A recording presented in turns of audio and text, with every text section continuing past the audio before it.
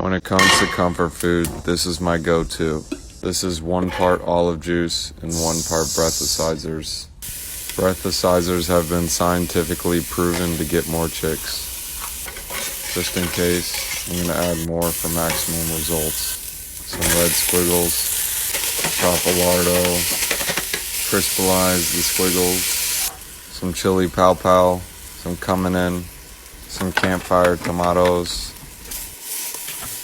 some garlic, Kanye peeper, mix Solardo, some beef juice. Next, you want to add the tomato sauce.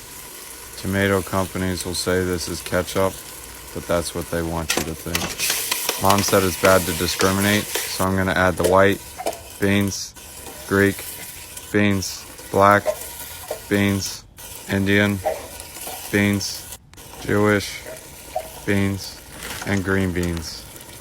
I like green beans. Mix Solardo, some flavor cubes, and stir with some vegetable sticks. Rest overnight. Done. Taste test.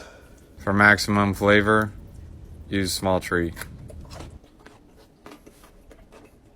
Yum. I like green beans.